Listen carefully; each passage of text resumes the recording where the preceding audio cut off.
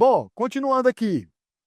Nona etapa, avaliar os saldos credores de PIS e COFINS. Avaliar os saldos credores de PIS e COFINS. Pessoal, o que é que acontece? Esses créditos acumulados, eles precisam ser identificados. Você precisa saber qual é a origem do crédito. É crédito de regime regular?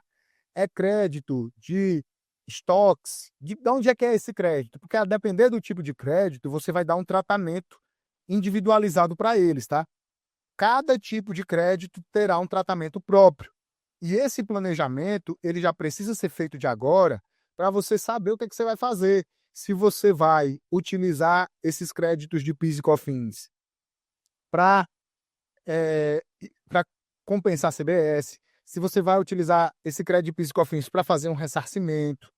Então, você precisa ter essa dimensão ampla de, da origem dos créditos, entender inclusive de PIS e COFINS para tomar a melhor decisão do ponto de vista da gestão tributária. A etapa 10 é você revisar as situações específicas. O que são as situações específicas? São as situações que fogem à regra geral, tá? Então, por exemplo, situações que envolvam créditos presumidos, estornos de créditos, notas de débitos, operações no regime especial. Então, todas elas são operações, são situações que fogem à regra geral. Tudo aquilo que foge à regra geral precisa ser mapeado para que você possa se antecipar, Como é que eu me antecipo, professor? Me antecipo indo diretamente nessas situações e vendo como que será feito isso quando a reforma tributária estiver plenamente implementada. Então, por exemplo, nós temos situações hoje que são de créditos presumidos que vão ser tributados integralmente de IBS e CBS. Nós temos situações como, por exemplo, lá no artigo 57, que fala das operações de uso e consumo pessoal, que se eu tomar um crédito na minha entrada, eu vou ter que estornar esse crédito. Como que eu faço esse estorno de crédito? Existem 6 hipóteses de notas de débitos. Como que eu emito essas notas de débitos? Quais são essas situações? Então, isso tudo precisa estar mapeado para que você possa se antecipar. Pessoal, aqui eu chego agora na nossa 11ª etapa, que, como eu já dei um spoiler para vocês, né, é uma etapa muito importante. Se você, apesar dela ser a última etapa, ela na verdade deve ser a primeira do ponto de vista da organização das nossas ideias, né? Como eu já disse para vocês antes.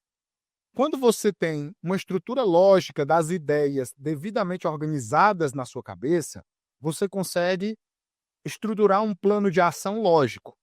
Esse material aqui ele vai ser disponibilizado para vocês, para que vocês possam revisitá-lo, tá? Mas eu tenho batido na tecla de forma reiterada que a etapa mais importante da preparação é a sua qualificação, a sua preparação técnica. Por quê? Porque de nada adianta, pessoal, eu vim aqui explicar para vocês sobre classificação tributária, explicar para vocês sobre regimes específicos, explicar para vocês sobre hipóteses de incidência e não incidência, se você estiver meio perdido, se você ainda não souber o que é, de forma clara, o que é o IBS, o que é a CBS, quais são as hipóteses de incidência, qual é a diferença entre imunidade, isenção e não incidência, saber o que é a apuração assistida, saber o que é o split payment.